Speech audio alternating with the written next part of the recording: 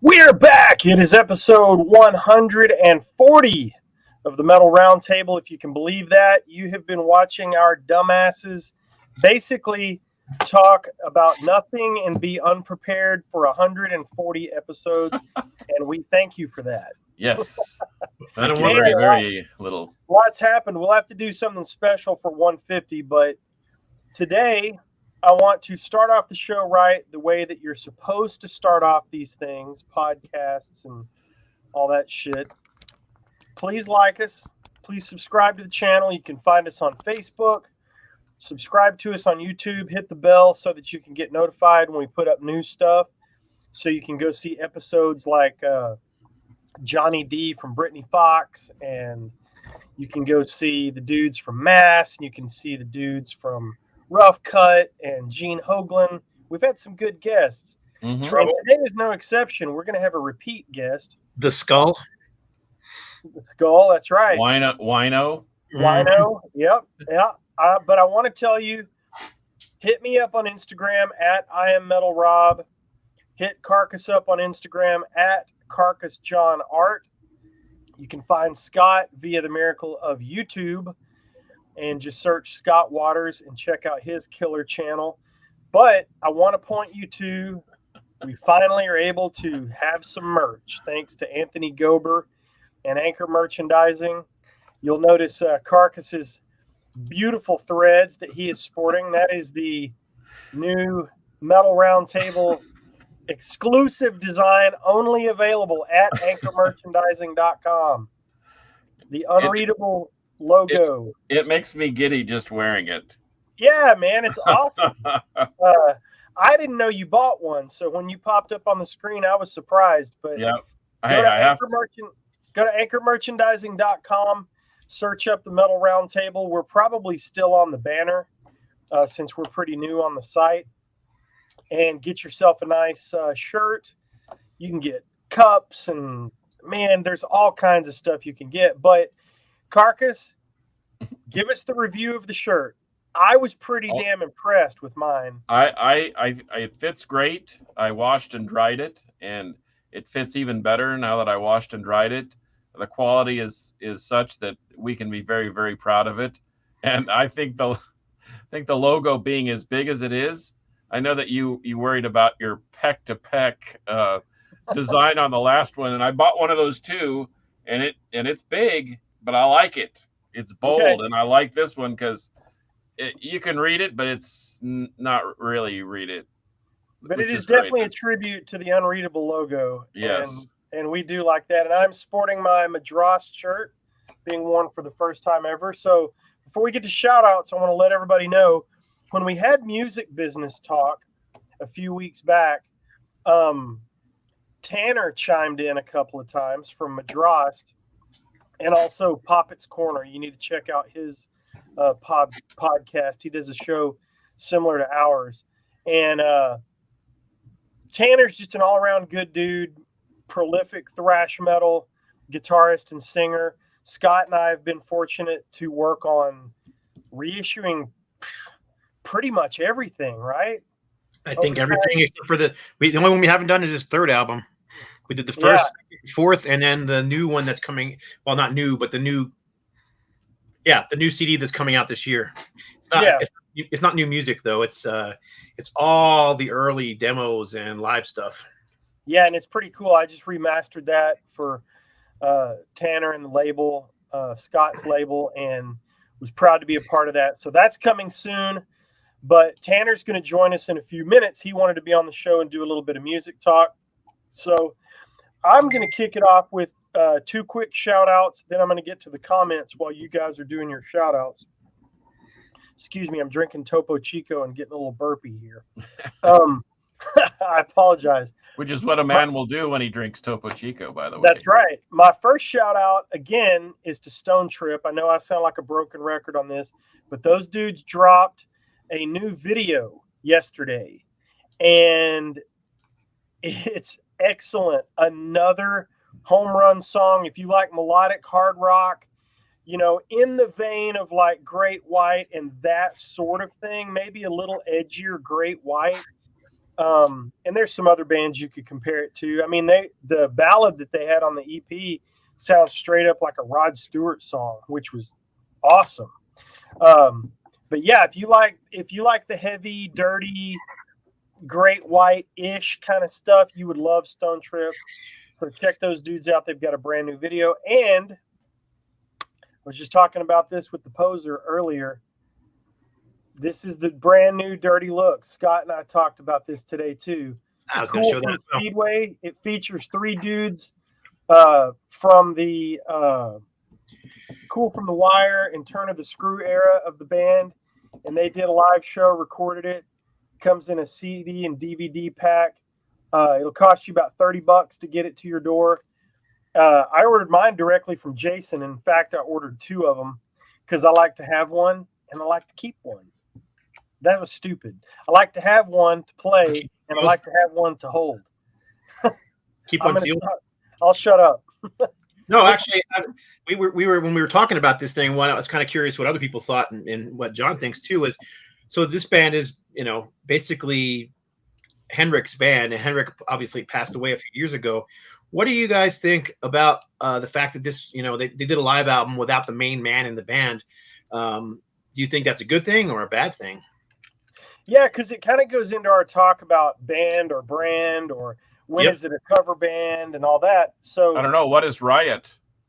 Right. Yeah. I mean, but the thing with Riot, at least they did change their name, even though it's Riot 5 or whatever it is. It's still, but still, they're still touring off the legacy of Riot.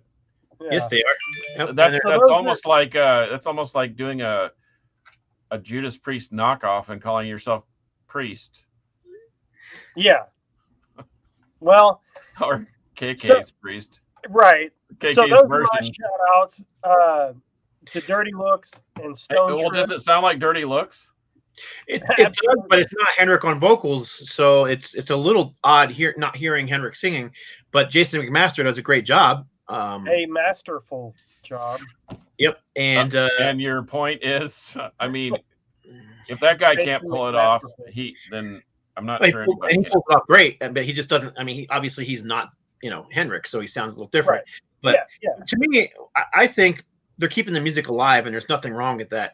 Now, I don't know if they should continue to go on and record new albums under the name, but to go out and do some live shows and do a little live CD, DVD thing like this to keep not only the music alive, but Henrik's legacy alive. I think there's nothing. I don't see anything wrong with that at all. But yeah, I love it. I think it's great. I was excited about getting anything with the Dirty Looks name on it because I've gone on a Dirty Looks binge in the last couple of years, and I've bought every album I can get my hands on.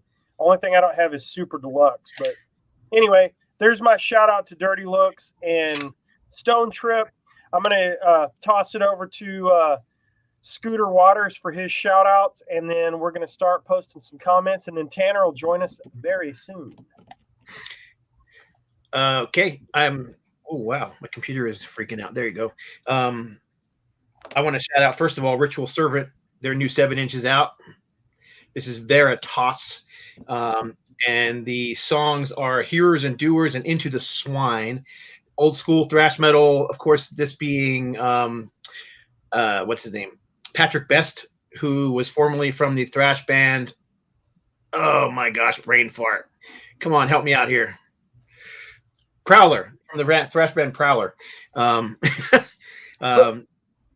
Very different, musically very similar to Prowler, but lyrically very different. This deals with like biblical themes and spiritual subjects, whereas Prowler was all about horror movies and slasher movies and stuff like that. So, but if you're into Prowler, you probably dig this. It's good stuff. There's going to actually be 4 of these things. They're going to release 4 in a row, and the 4 will make a full collage of the full cover. So this is only a little quarter of the full cover. Cool. And, I thought it was kind of cool.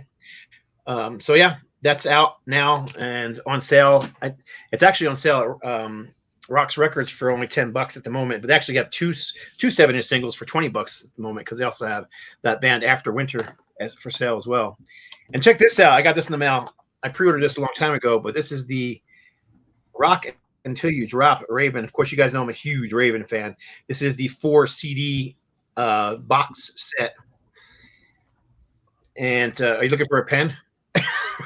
Yep. Yeah, I found one. This is it. It's an incredible box set. I mean, I'll tell you what. Disc 1 and 2 are worth the price of admission alone. So disc 1 is obviously the Rock Until You Drop album, but they've added some bonus tracks to it, and the bonus tracks are killer. So they've got the Wiped Out, the B-side from the Don't Need Your Money single. It's got Crazy World, the B-side to the Hard Ride single. It's got the Let It Rip from the Brute Force compilation, and it's got Inquisitor from the Lead Weight compilation. And then CD2 is really cool because it is their demos. Here it is. All the demos from 1978 through 1980. So a lot of people don't even realize that they were around from, in 78. They were actually around in 74. So it's got like 12 tracks on it, 12 songs. And surprisingly, they were pretty heavy in the 70s. I was actually expecting, more of kind of 70s hard rock sound, but it sounds like Raven. In 78 and 79, it sounds like Raven. So very cool. Glenn Rogers is here. Hey, also, Glenn. And then the last two discs are stage 2. Go ahead. Oh, sorry. Go ahead, Scott. Tanner's backstage, so I'll just let everybody know. As soon as Scott and Carcass have done their shout-outs, we'll bring the great Tanner Poppitt on. And the last two discs are live discs from 1980 and 81, 82, excuse me. And they sound great. I was expecting poor bootleg quality, but they actually sound really, really good. So there you go. It also comes with a nice booklet with, write-ups and photos and alternative pictures from that. I always love the album cover to that, to Rock Till You Drop with the guys all buried in their instruments. Yeah. So there's a lot of alternative photos from that session in this thing. Anyhow, there you go. Carcass, what say you? Shout out to Terry Sullivan, who's not with us today because he's getting his eyes fixed.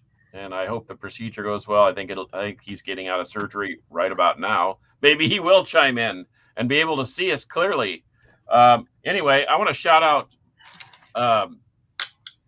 Stone Axe. Anybody ever heard of Stone Axe? You know who Tony Reed is? Okay, you know who Tony Reed is? Moss Generator and a million other bands.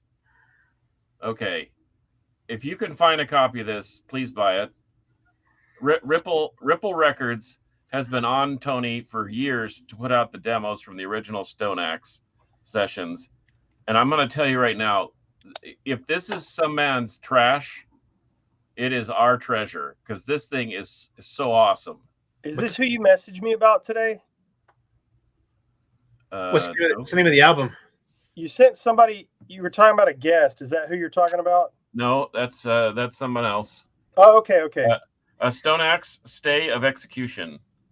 It's on Ripple Music. It's basically the third. It would have been the third Stone Axe album that they were in the process of.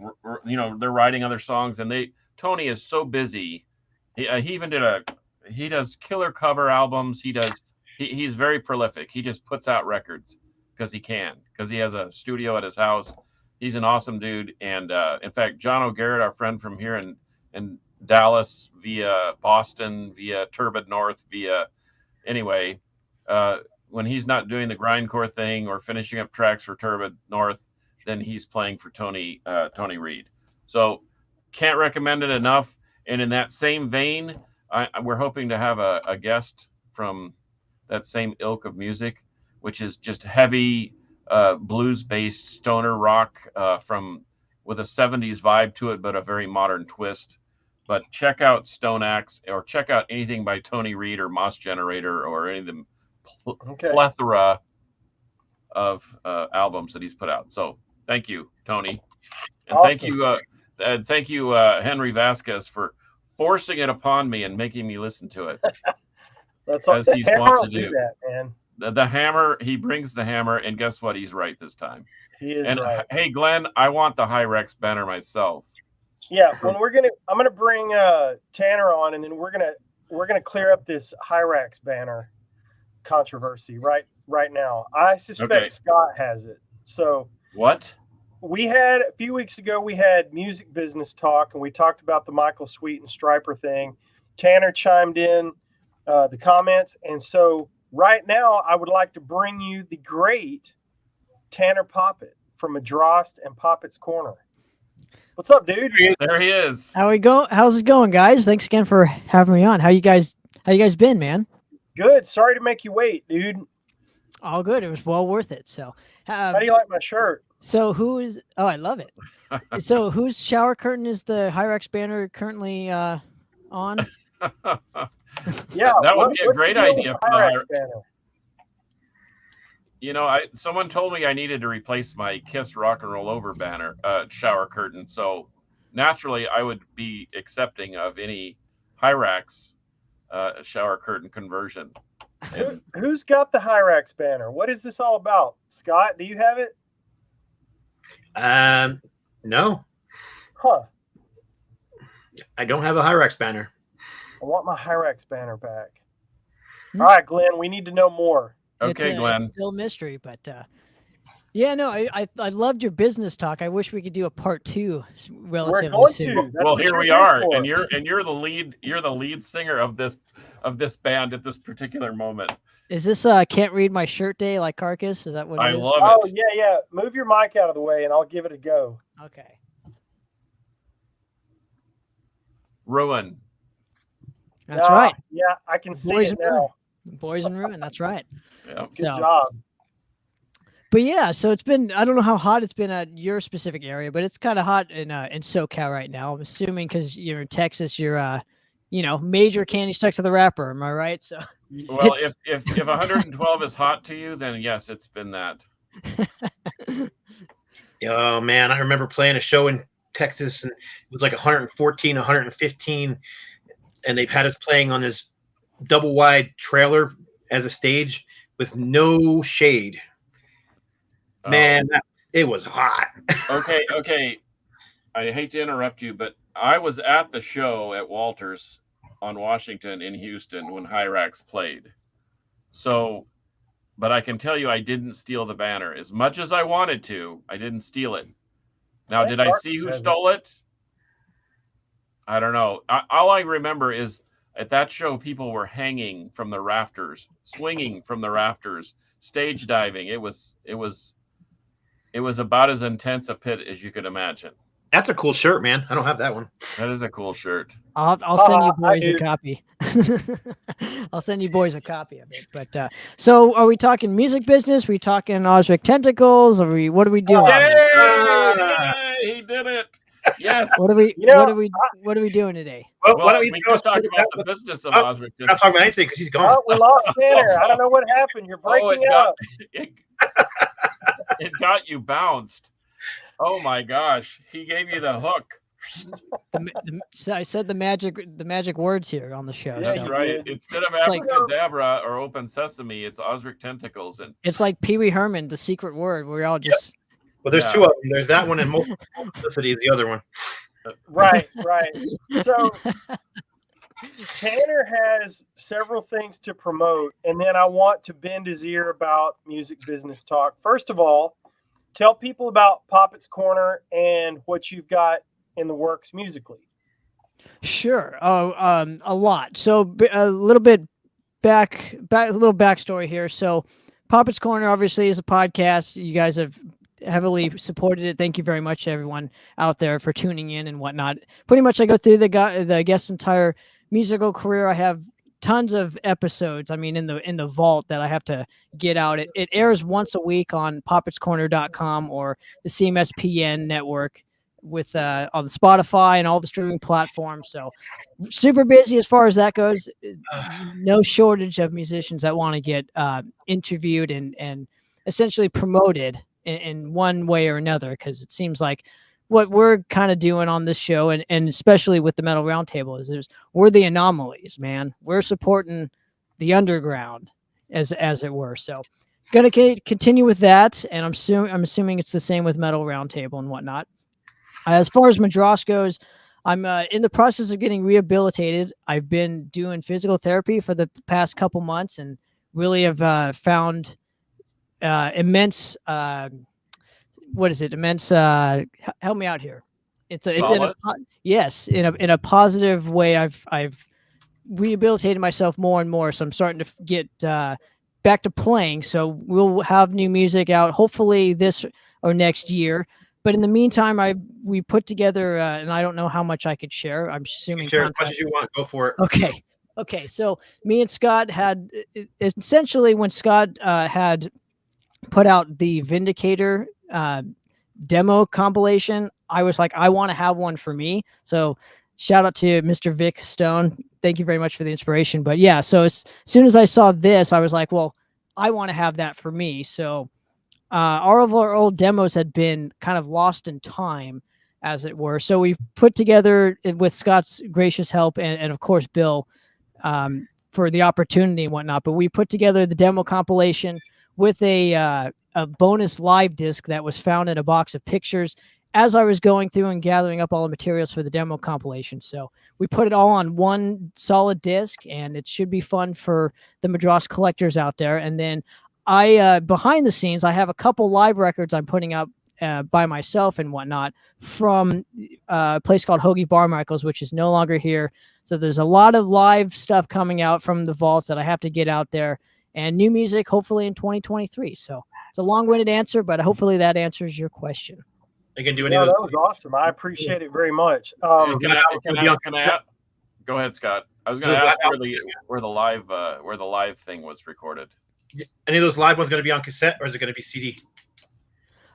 CD only. Yeah, I have no idea how the cassette market is. So if anybody is interested in putting them out on cassette, hit me up. So, we'll talk. So, but yeah. So as far as I know, it's just CD only. I want to see how these things are received by the fans and whatnot. And I'm gonna preferences too. It ain't 100%. It's fucking live. I don't know what to tell you. These are recorded in like 2008, 2009 era from the band's career. So, well, after hearing it myself, what I can tell you is if I had stuff like this, from my favorite bands, especially as a teenager or collecting music in my 20s, 30s, and now up into my 50s, man, I would just clamor to have all this stuff. So, yeah, I mean, like you told me on the phone, yeah, it's warts and all, but yes, it is warts and all. It is awesome, man. I loved hearing it. It was really cool. I like hearing all the shit between songs.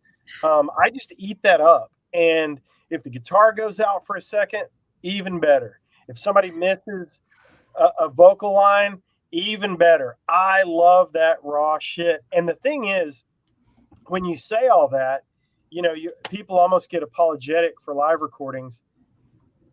This is not a boombox live recording. This is pretty good. I don't know if it was a soundboard or what, but the quality certainly was there, I thought. And I thought the demos were really cool, and hearing the different versions of like Zombie Grinder, for example.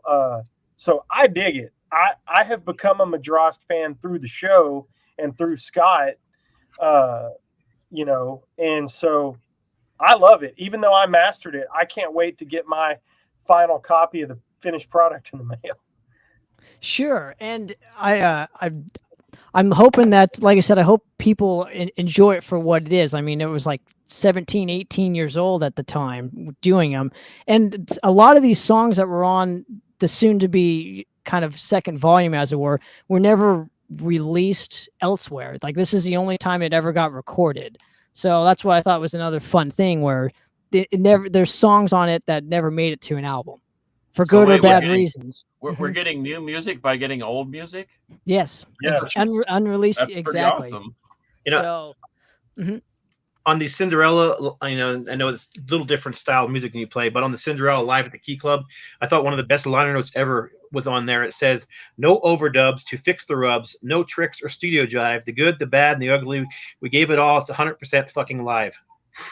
Yep, and that's exactly what it is. So that's Kiss Alive 1, right? No. Yeah. I just got I'll never find it now. But it'll just, to drive that point home, I was going to show something, but I'll never be able to put my hands on it at this. But anyway, whatever. I just got a live recording from one of my favorite bands, and it's obviously a bootleg.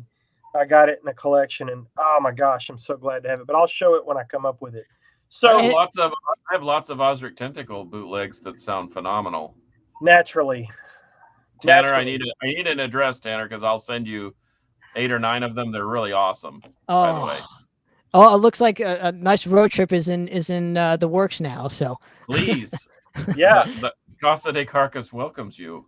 that's but right. I think another benefit to releasing all this stuff too is that it'll get new people into discovering our older catalog as well. So hopefully it just all snowballs into effect. I just wanted to throw it out there that that's what another reason for me doing this and whatnot is to have something while the band is kind of recovering, as it were, just to keep the band relevant. So it's important for me to do this kind of stuff. So again, Scott, thanks again for the opportunity to do it, and I hope you guys dig it. Now, with the music business talk, I wanted to kind of just ask, because regarding that whole Striper thing, again, I didn't know half the story until kind of you guys explained it and whatnot. Was there any follow up to it? Was there anything outside of just the episode here? Not yet. I will say that if anybody's noticed, the label did not say a word anywhere about anything to anybody. They kept their mouth shut, and they behind the scenes are dealing directly with the band's management and the band. And I expect things will probably be resolved eventually. But unfortunately, it's still, it was a bad scene for the label and for the band, because the band made themselves look horrible. But the band's got so many fans that are rabid fans that it actually affected the sales of their label too. So yeah. Oh, but interesting. I don't know everything, because like I said, I'm not involved in those behind the scenes discussions, but I know that is going on at the moment. So there's another question that I kind of want to ask to get out there that people may not know is like, so when you sign to any label and say that label gets bought out by, I'm going to say a big fish like Sony, or because it's happened and whatnot, Combat. that means what's up? Combat Records. I mean, that's what happened. Well, They Heavy basically- Artillery as well, but yes. Right. Sony CBS bought out Combat, fired all the bands, and kept one band on, and then everyone else they owned the music still, but everybody else was just out of business. And that included Death, Exodus, some Devastation, some really heavy hitters. And I think Cyclone Temple was the band they kept. That's a great band. Love them. Who'd have thunk it? But anyway. Yeah, I mean, I can say that from dealing with one of the labels that we deal with, where they deal almost specifically with Christian music, they that the big labels own even a lot of those old Christian albums that came out back in the day, Star Song, and what was the other ones that we've dealt with, Rob, besides Star Song? Oh gosh, Forefront and Intense and Forefront, and so they're actually all owned by bigger labels now too. Big massive labels. So I can't remember which is which, but big. When I say big, I'm talking Sony, Universal, those kind of labels. So my question off of this is, let's say you sign a contract, a band signs a contract, depending on let's say in the contract they own their own masters and whatnot. The band owns their own masters. So when they get signed to a bigger label, does that label still it doesn't get to control that band because the band has their own masters, correct? That's correct. Essentially how it works. Okay. I just wanted to throw it out there in case people didn't know and whatnot. So it's only if you sign a bad contract to a small label that gets eaten up by a big label, that's when, pretty much that big label still honors that small label's contract. Correct. Correct. Yeah, in the 80s, late 80s, early 90s that signed contracts, open-ended contracts where they don't own anything. The label owns everything. So every time there's a new style of, MP3s, when that was a big thing, okay, now their stuff's being sold in MP3s, but they don't own it. They have no control over it, because they literally signed all their rights away. They own nothing. So, and they don't have a choice whether an album is put out by another label or licensed or remastered or any of those things. They have no say, no choice, because they signed open-ended contracts. They delivered a product and the label owns it. Mm-hmm. It's like Scott suggested. When the architect designs your house and you buy the house, if you want to sell the house, you own the house, so you don't have to go back to the architect to ask him permission to sell if you can sell your house or not, Right. or do upgrades or change the shutters or do whatever. Well, another question I have though with this is, what about all the bonus material that gets released and whatnot when it comes to reissues and remastering? Like, how does that work essentially? It all depends on how the contract reads. It's like a divorce almost. When I got divorced, I walked into the lawyer and I said, "What's going to happen?" And he said, "You and your ex can agree on anything you want, but it's all got to be in writing. So you're making a contract." It's kind of similar with a record label, except it's reverse. You're getting married and you can agree to anything. But, I mean, when I got signed, and I don't want to say the name of the label because you'll know it and you'll know the owner of the label. We can talk about it offline all we want.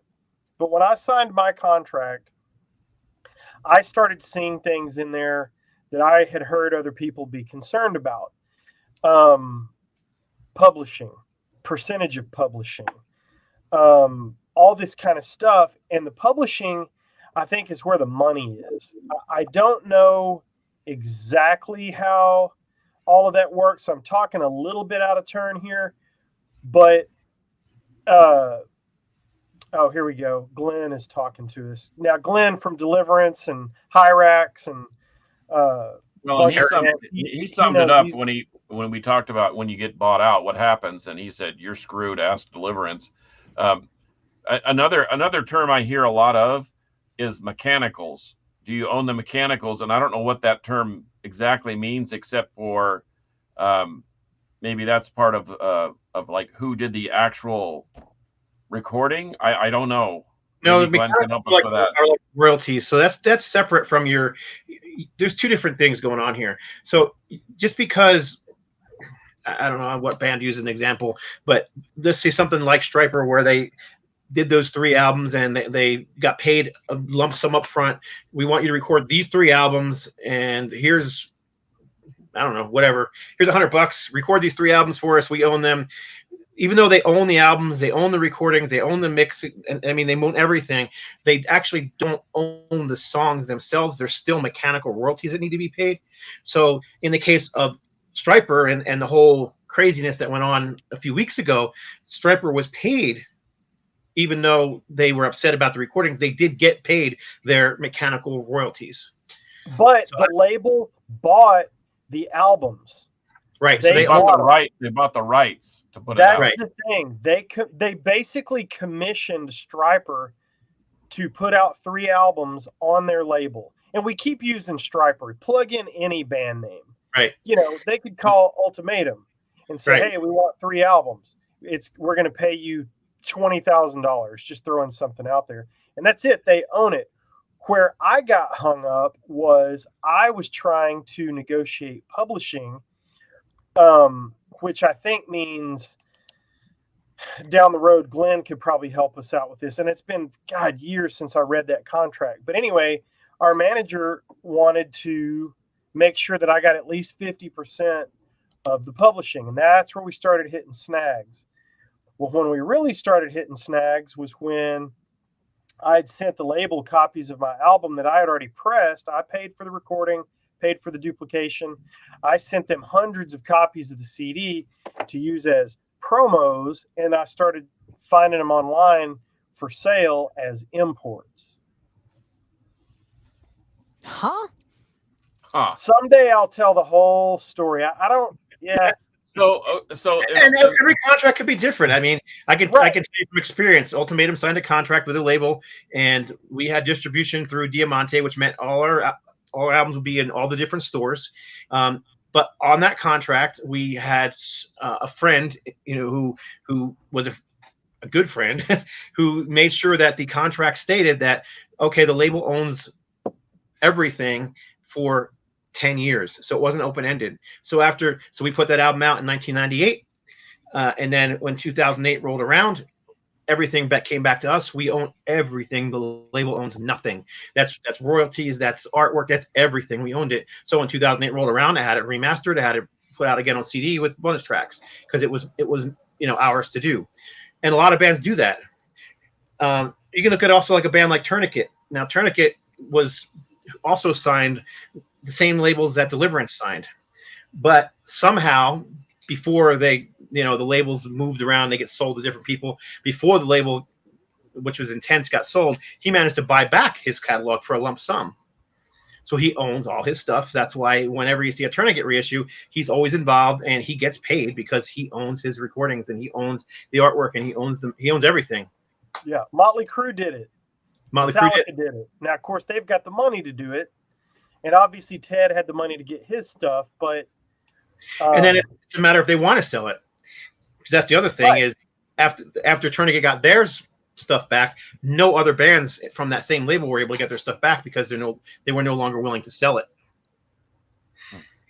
So once again, and all this sort of plays into the same idea. Once again, I got a kind of an update, little investigating on this idea that record labels were trying to get congressional approval to charge, for example, like public displays of their music, like radio broadcast or whatever. They were trying to get a bigger percentage of money from radio stations to play music, and it got shot down. But it's just the idea of that.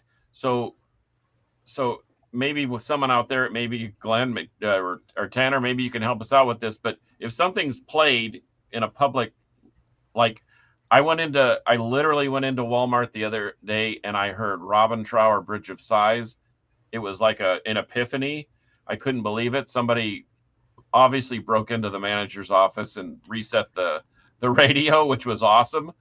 And in fact, right after that, I heard April Wine, I Like to Rock. And I'm thinking, finally, a good shopping experience at a big box store. But someone, when those songs are played, someone has to keep tabs on that, or someone gets paid for that. Does anybody have any insight on how that works? The way I understand it is that's kind of a licensing deal, like in oh man, again, I don't want to say this incorrectly, but a lot of times, like internet radio and stuff like that, you can buy a license. It's a blanket license, and you can go play all this music.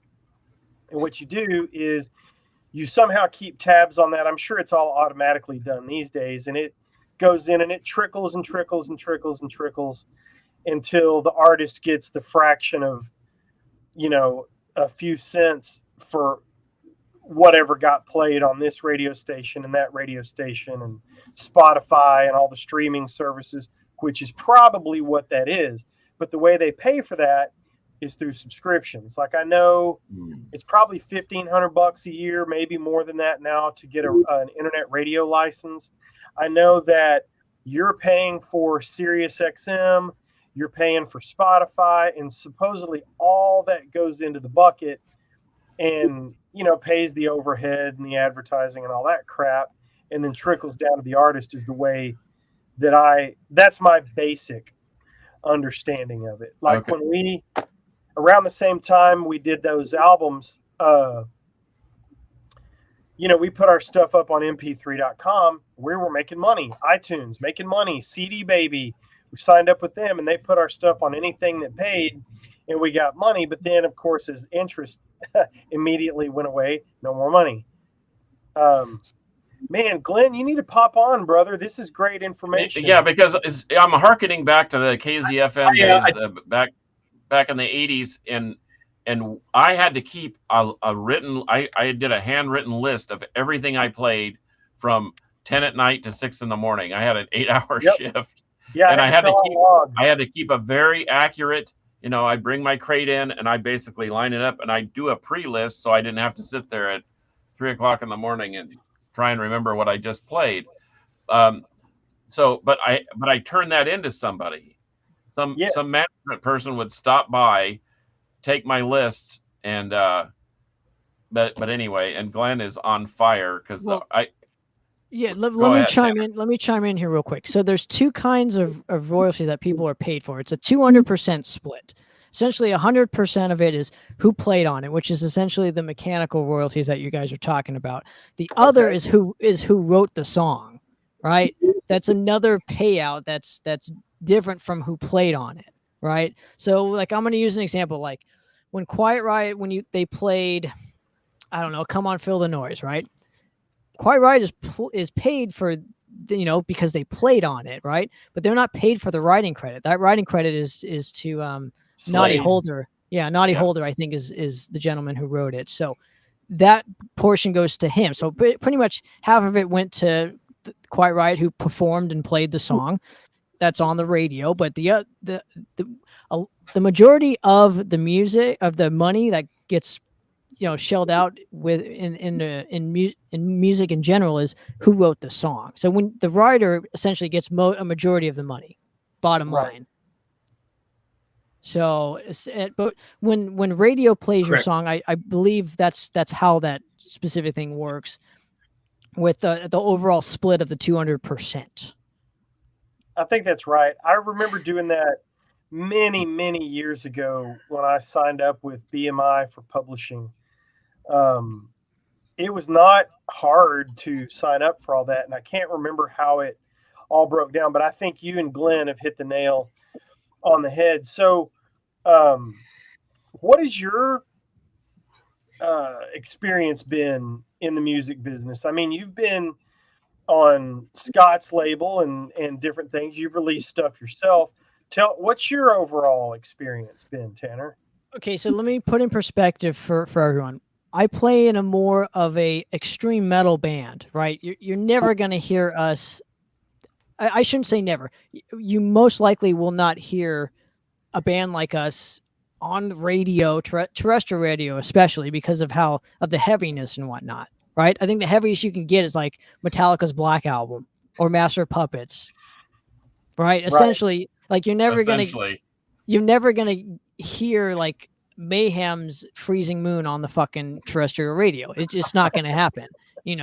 There's a little bit too brutal for people, and that the mainstream has not chosen that to be played on the top 40 radio. And essentially that's what radio is nowadays. It's just a top 40 of the same songs every day in and day out, because that's the formula that people have chosen to choose. That's what they like to hear on the radio and whatnot. So with us, I haven't experienced a heck of a lot of that. Now, what I have experienced is more of the streaming kind of way, where yes, I own pretty much everything Madrost related, right? So I could tell you from experience, when it gets played on Spotify and whatnot, that money's reverting back to essentially me. So, and then I essentially turned that into making merch for the band and whatnot. But I can tell you, because I own the publishing and whatnot of it, I'm getting paid more than what most of these people, they have told you that they don't get paid shit. Well, the reason why they haven't got paid shit because they don't own their publishing. They don't, somebody else owns it. So when you see, I'm going to use Crosby complaining at the streaming rates, it's because he doesn't own his own publishing. He signed a shitty deal in the 70s or 60s or whatever that reverted all of his publishing to the label. And so I think a majority of new bands have the upper hand with this streaming thing because they haven't signed contracts. Essentially, it's a free-for-all of how many, of getting your stuff out on streaming platforms for free, essentially, or you might pay $50 a year or whatever, but you also make that money back each year, essentially, depending on how many tunes you put up on there as well. So that's just from my perspective. We gotten like 1 or 2 documentaries and whatnot, and that was kind of just like what I like to call exposure, right? It's exposure for the band. So it's like, they're helping us out. We help them out with a song. They get us in new avenues that otherwise we might not have ever been. And especially with, again, an extreme metal band doesn't really get opportunities like that. So I can't really answer it in an intelligent, I guess, way. Like if I was in Metallica and whatnot and had our stuff played all over the radio, we're just not in that kind of a band. Gotcha. Yeah. Go ahead, Scott.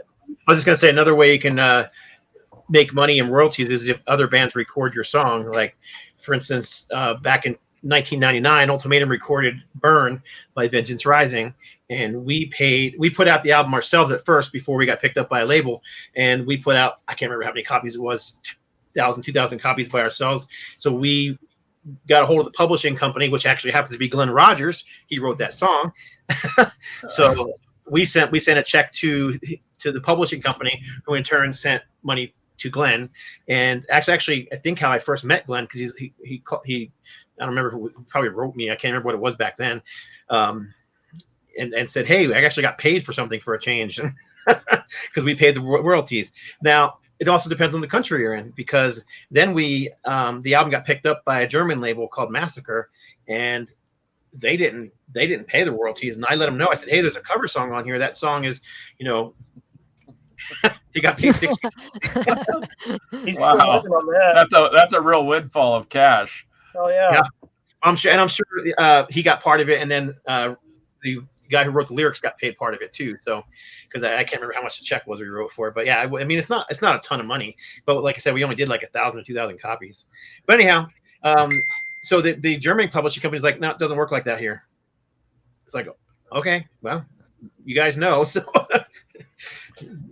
it just depends on, I guess it depends on where you live. But I mean, every time we've done a cover song, we've gotten a hold of the publishing company, and we just paid the royalties, which I think is now, it's the same as it is now, which I think is 9 cents per song. And someone can correct me if I'm wrong, but I think that's what it is. 9 cents per song per copy. Per copy. Yeah. Right. So if you got 10 songs, you got 90 cents right there, and then you got 1,000 copies.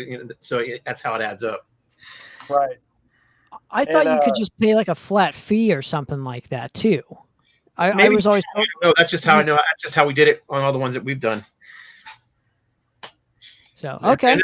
And then sometimes, like we did a covers album, and I got a hold of some of the bands. I got a hold of, I can't remember, Metal Church was one. We got a hold of Metal Church and said, hey, we're going to be recording a ton of bricks on an album with just paying homage to you guys. And they're like, go for it, man. And I'm like, well, we just want to know who we need to pay the royalties to. And like, don't worry about it, man. Just record it, have fun. I'm like, wow. So I kept the email from them, so we, just in case they ever came back at us, but they never did. So Madrost recorded Ton of Bricks as well, and we never released it because I didn't know how to do the royalty thing. So I'm gonna need that. I'm gonna need to hear that. It's pretty good too. But we actually got a mastering engineer. I demand a copy of Ton of Bricks by Madrost. We did the Mortification cover too. The same thing. We got a hold of Steve Rowe, the guy who wrote the song, and he's like, dude, don't worry about it. He's like, just have fun and do it. So we did it and sent him a copy, and it was done just so we could have one. And same thing with Metal Church. We sent him a copy, and Steve Rowe got back to us right away. He goes, "Oh, I like your version better than ours." So that was cool. So what Tanner, song did you guys do? Huh? What song did you guys? Gut Wrench off of their 5th album, I think. Oh, okay. Yeah. So Tanner, when you record Sploosh by Osric Tentacles, you'll need to get in contact with Ed Wynn. He's a very nice guy. You should have no trouble getting his support. I might want to record OI because that's my favorite jam right now. I do like her Averietic or something off of Waterfall Cities. I think would be great. But, anyway, I still like Pungent Effulgent, man. That's still like my jam, dude. So the 12-inch single for Sploosh has the greatest cover art ever. Oh yeah, wish I had it. Blim is such an interesting artist, and Rob as he slowly fades into his chair. The show has devolved into ostrich testicles talk. It's so good. Well, okay, that's a good question, Fraser. I'd like to dive into that you don't want to deal with. I am so glad. I'm very. It's a blessing in disguise. No pun intended with the Metal Church thing, but I think there's a huge blessing for me personally that nobody gave a shit about us until like years after into our career. Like we weren't picked up like a Warbringer was, or like I don't know, like Avenger of Blood. I'll throw my boy Shannon in there as well, where we weren't signed. We weren't getting these lucrative deals at such a young age, in my opinion, because the Warburton guys, I think, were really young when they signed. So they kind of got taken advantage of with like being signed to Century Media. So, which again got bought out by Sony. So they're not getting any of their stuff back, not in the foreseeable future. So I would say like big labels like that, I'm so glad I didn't have to deal with them because I've only heard stories.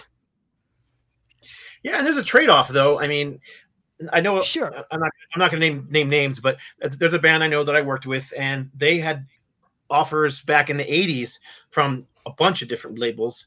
I mean, several labels, some of the bigger ones, a few smaller ones, and they were trying to decide which label they wanted to go on. And ultimately, when they started getting contracts, they felt that they weren't getting a fair deal because, again, they would have to give up everything to the label.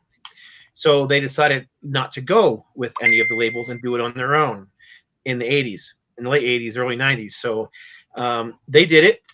But the trade-off is that the labels that own those, the bands who did sign the contract, those bands are known and still known today. Whereas this other band that I'm talking about, if I said their name, 99% of the metal fans would be like, who? Because they didn't get that, they weren't out there. Let me branch off here. You keep saying 80s. In the 1980s, record companies were the only people that got bands out there. Now we have the internet.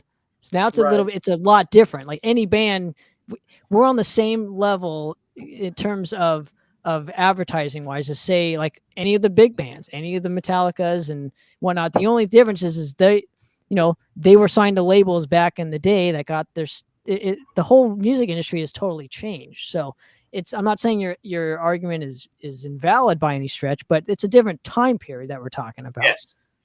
So respectfully speaking, I think if that same band did the route today, their story might be a little bit different. Is all. Yes, I agree. But back then, I mean, they're because they didn't get that exposure, no one knows who they are now, and they're still together, but they're still playing locally to clubs as opposed to some of the other bands that are on the label. They're playing nationally, or they've got other label deals, or they're putting stuff out themselves, and it's just. Sure. So it depends. So it depends what you want, what your ultimate goal is, and what you define as success as a band. Then, right? Isn't that go back to that whole question? Yeah. So I can tell you the very first contract my band was offered back in 1993, 94 was we took it. We had our drummer at the time was a lawyer's assistant, so we took it to him, and his lawyer looked it over for us, and it was all this, here too, therefore thou ought, biblical proportions stuff you couldn't read. And he came back to us after reading it over, and he's like, well, if you guys want to sign it, he goes, I'm not going to tell you not to, but he goes, I wouldn't do it.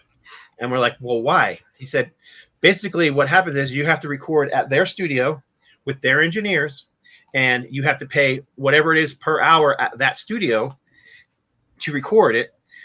Once the album is recorded, they can decide to shelve the album and not even put it out. They still own the music, and you still have to pay back all the money. Mm-hmm. And I've heard other bands who have signed stuff like that. And I'm not talking, no-name bands like Dee Snider's Widowmaker signed a contract like that. And that Widowmaker album got buried by the label. They didn't decide not to put it out until years and years later when it finally got leaked somehow and got put out. So we didn't sign that contract because I was like, yeah. Well, and ours had several issues. The thing that I was interested in, when we put out our first album, we sold 500 copies immediately, self-released, self-recorded immediately. And we then added to that, because we had so much overrun on the print, we probably sold another 500 or 600 copies, which back in the day for me, that was huge. That was so many copies of the CD for an independent band. At least I thought so. So then the contract comes along after we've done the second album, and it essentially gets buried because it got used as promo. Like I said, I think a bunch of them got lost, stolen, thrown away. I had to get a buddy that I know that worked at a huge label go to the address and recover the rest of my CDs, which ended up being less than 200. So that's what made it to the marketplace as far as I know, other than what I saw online. But there were things in the contract talking about recoupment. Recoupment on what? You didn't do shit. You didn't do anything. You didn't pay for the artwork. You didn't pay for the recording. You didn't write the songs. We didn't use your studio. I mean, it was a total sham. And then when we started pushing back through management, that's when it went downhill. So that album went completely away. And then the third one, I was just like, screw it. I don't want to do this. And those songs sat for 10 years until I got divorced, had time on my hands, and finished it and made 100 copies for me and my buddies. But it's essentially, I want to go off of your point though, Rob, in how many bands that recorded records that essentially got shelved and I've never seen the light of day because they signed a bad contract. Again, I think with the internet I love the fact that we have the internet because we don't have to deal with, we have other options. We don't have to deal with like bad contracts because now we can just look it up. It's like, right. Back in the 80s and whatnot, if you didn't essentially get any sort of lifeline and didn't grab it, then you were screwed. Right. Nowadays, you don't really need to even, there's the amount of, what am I trying to say here? The amount of risk involved with signing to a label that's essentially going to shelve your record or might, you have to pay for it. You have to do all sorts of things and don't even own your own publishing. You don't even have to deal with that anymore because again, we have the internet that you can just do it all yourself. I think it's easier. I think it's easier to build a following because of the internet, because you're not just a local band anymore. You're an international. As soon as you put something on the net, you're international. And so I see labels. No, you're not. You're wagging your finger at me. I'm answering Gary. Maybe someday, Gary. But no, Marcus, you're doing great. But I just texted Gary and told him sorry. But the thing is I think labels, I do air quotes around that because the music business has completely changed from the way anybody does business. But I think that they're looking for bands that already have a presence, because that cuts out the tedious, let's build these guys up. Rather, they would be able to say, hey, we'll offer you even more distribution and we'll have tour support and we'll put you on these big music fests or what have you, to a band that's already got a following. So it's almost like a built-in success mode rather than, okay, here's a band from Topeka, Kansas called Kansas, and nobody knows them except for people in Topeka. How are we going to make this brand go worldwide so we can sell 1 million records? And I mean, it took 4 albums before they even, cracked the top 20. Right. So, but it's not like that anymore. I see bands that automatically have a presence. I mean, go to Bandcamp, go to YouTube. You see new bands all the time, and they've got killer art, killer musicianship, killer equipment. They're playing shows all over the place. Boom. Yeah, but again, so what you're referring to is bands already have put in the fucking hard work. A lot of bands are lazy and don't even put in the work, and labels don't want to deal with that. Why would you? If you're putting dude, do you know how much risk there is involved putting in a bunch of money to a band that you don't know if they're gonna, what they're gonna do? They're gonna tour? Are they gonna? So most bands don't tour. When it comes to this stuff too. So again, how much risk is the label putting in to a band as well? So there's two different sides of the coin here when it comes to that. And with Bandcamp, because it's so flooded, how do you set yourself apart as far as a band goes? Well, you gotta again, you hire a PR company. You gotta hire other parties involved that'll help you put your stuff out there. A lot of people just seem to think you record a record and you put it out and that's it. That's all you do. And that couldn't be further from the truth. Yeah. I also find that a lot of bands think that, I'll just do it myself. It's easy. No, it's not. No, it's not. Oh, man.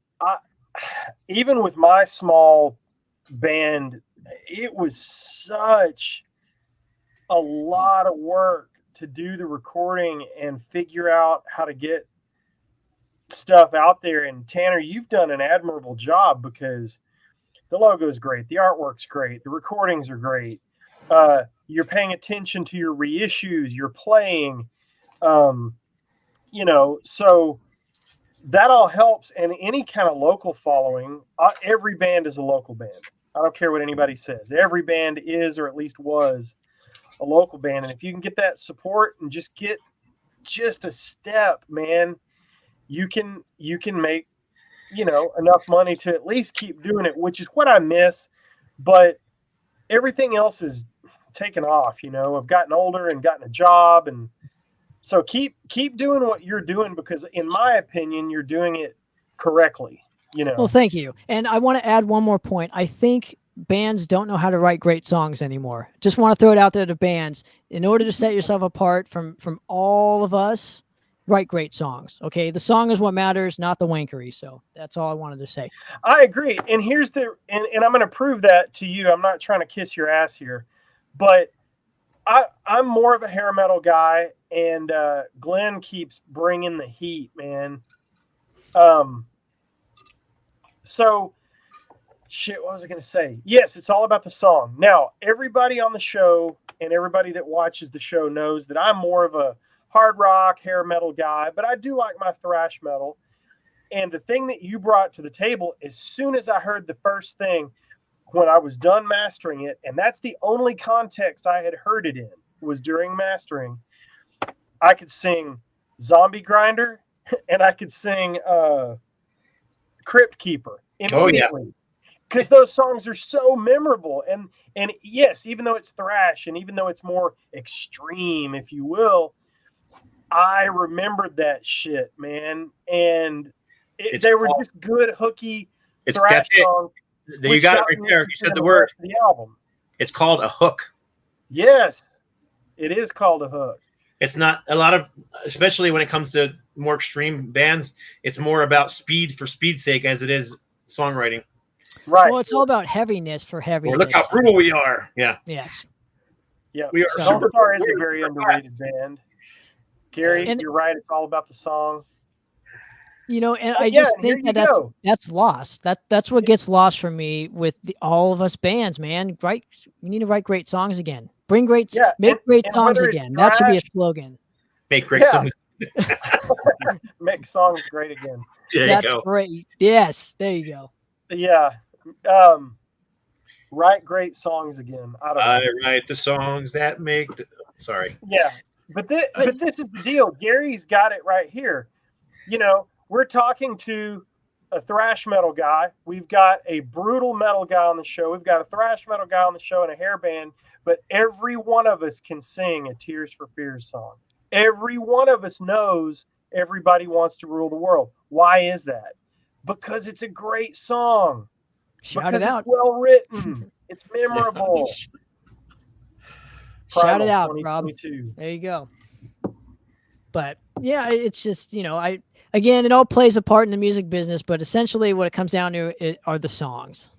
First and foremost. Well, and once again, getting back to that old, Bandcamp, whatever, you can find stuff. I find myself, if I could swipe left on Bandcamp, I would, but then something hits me, and then because of what you just said, it's a great song. There's a hook there. There's a riff. The riffs, riffs matter. Dave Sanchez of Havoc is right. Riffs matter. You don't have something in there that will hook you in. The song is dead. Yep. Don't even, just move to the next, swipe left. And you know who the king of all that was, right? Tony Iommi. Yeah. Well, of course. And he's still doing it. Well, on a limited level, but yeah. Well, and Gary, again, this goes back to what we talked about an episode or two ago. We kind of ended up in a Bandcamp versus Spotify thing. Bandcamp to me is very I love it. It's kick-ass. It's super fun, but to me, it's very search heavy. There are suggestions and stuff, but it's very search heavy. but I can put Spotify on, and if I'm doing something wrong in Bandcamp, somebody help me because I'm an idiot. But with Spotify, I can put in some underground-ish band, and man, here it comes. It just starts puking out band after band after band of stuff. And the other day, I'm listening to something, and an Aska song was in my playlist or something. I don't remember. And the next thing I know, I hear this wailing and going crazy, and I'm like, holy crap, this is great. I think I told this last week. It's George Call singing for Cloven Hoof. Didn't know it was out. Didn't know anything about it. Scott had talked about it. I completely forgot. There it is. And so now I've got to go get it, but I'm going to go get it because I heard it. So, and bottom line, we all like to be kind of force fed tunes. You know what I mean? That's why radio's still popular. Yeah. Well, and I love hitting that little heart icon because it just gives me more and more of the music that I like and I want. And I've discovered so many bands, all that stuff right up there on top of the shelf. That's all new crap. I don't even have a place to file it. And it's because of Spotify and streaming and Facebook and following bands. So, and the worst offender of it is YouTube, because you could literally put on an unknown band and then within 5 songs you're singing round. It's playing Rats Round and Round. So. That's true. What's wrong with that? Because he never tells you why. That's why. He says, I'm going to tell you why, but he never does. Well, if it wait, if you're trying to discover new bands, Rat isn't exactly in that wheelhouse. Right. But I'll tell you one other thing that I like to beat the drum for, and we're going off topic, but this is how we roll. I lost it. Oh, but I want to hear the new Rat song. And I want to hear the new Dawkins song, and I want to hear the new Judas Priest song. And so hopefully that gets me to that, because the thing that I bang the drum for is, yes, underground, unknown bands, unsigned bands. Yes, pour out your wallet at their merch table. I truly believe that. I buy so much stuff. I'm not trying to brag, but I buy stuff from bands I don't even know because I just want to help them get down the road. And I appreciate what they're doing because I've done it. Not to the extent that they have, but I've done it. But the bands that we love have continued putting out killer music. And if you want to hear some of that, search the Metal Rob Show on Spotify. Yeah, the best is when you go on when they play or you go on the terrestrial radio and they say, yeah, Judas Priest has a new album. Now let's play some Breaking the Law. Right. Yeah. They just hyped up this great Priest album, and they play. Don't tease me like that. Let me hear the new record. Yes. And I will fight somebody in the parking lot. If I was Scott's size and maybe had a step stool and a baseball bat, I would fight somebody in the parking lot. The latest AC/DC album, I think it's in their top 4 or 5 albums. Power Up is great. It's fucking great. But how about Blue Oyster Cult? Oh my God, that's the best album they've ever put out, in my opinion. Agreed. We Styx actually agree on that. Yeah, the new Styx album is awesome too. Okay. I think Styx is Styx is better now than they were with Mr. Roboto. I think they are truly. Yeah, everything was better than. Well, we can agree to disagree because that was very popular, but. Yeah. Song great, album, whoa. No, I don't think the song was great. I completely lost my Styx love at that point in time when the Mr. Origato. No, how do you say no thanks in Japanese? Because it's not Origato. Sorry, Mr. Roboto. You can go. You can go. Go away. Bye-bye. See ya. Not interested. Oh man, Fraser's burning me up. Oh my gosh. Well, it's been a very productive episode. I want to thank you guys again for having me and whatnot. Yeah, dude. So, always a pleasure to and an honor to join the show. So I've got to check out Stone Axe and Styx. Absolutely, dude. You won't be disappointed. Well, I guarantee we're it. a few minutes over. Thank you for sticking with us. I hope that you guys dig the music business talk. I dig it. One of these days, I think we're going to get Stevie Rochelle on. to talk about it. I've also got some stuff in the works. I need you guys to really punch me because we can get Jason McMaster on. We're gonna have to record that and replay it later. Dwayne Miller from Kiel wants to be on the show, so we could really get deep into some music business and some history. So we've got to do that, man. I've got to get to some of these guys. The list is so long, but we've got a Carcass guest next week, I think, right? I think we're working on it. I'll wait to hear back from him, but I think you'll be intrigued, and because he's done everything from thrash to brutal thrash metal to the ZZ Top cover band. That's all I'm going to say. Oh, and cool. they are the kings of ZZ Top tribute bands. They are so awesome. Well, I'm going to say. We will check that out. But Tanner, thank you so much for coming on the show. If you ever want to pop on, just text me and I will email you the link or message you the link. Check out Tanner at poppitscorner.com. He's got an awesome podcast. Check out the Carcass on Instagram at CarcassJohnArt.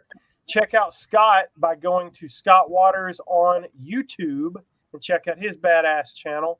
Go to anchormerchandising.com and get you a nice Metal Roundtable unreadable logo tribute shirt.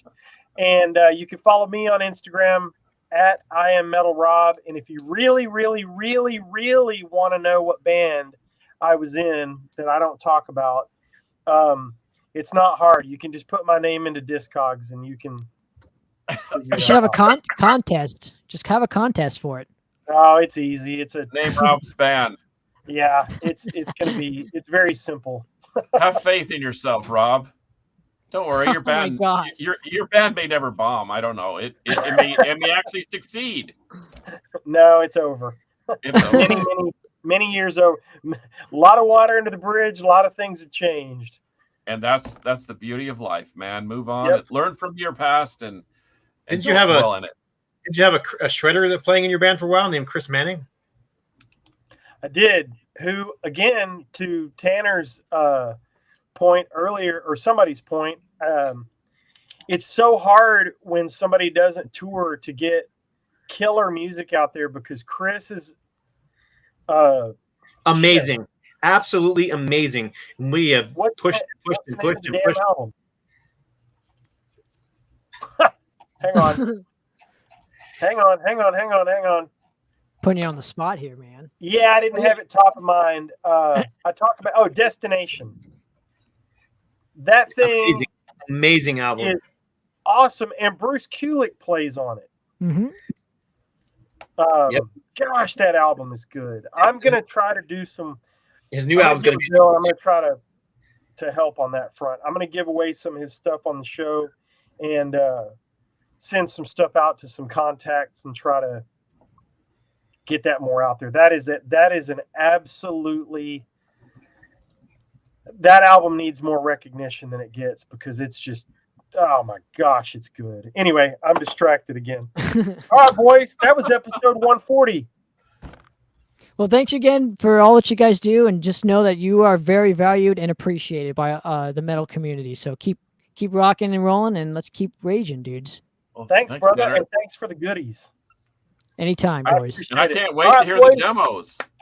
Can't wait to hear the demos. I'll make sure everyone is hooked up with everything coming out, so don't you worry. But thanks again, guys, for all that you do, and like I said, man, let's keep raging. All right, boys, for episode 140 of the Metal Roundtable, I'm Metal Rob, and until next time, metal will prevail.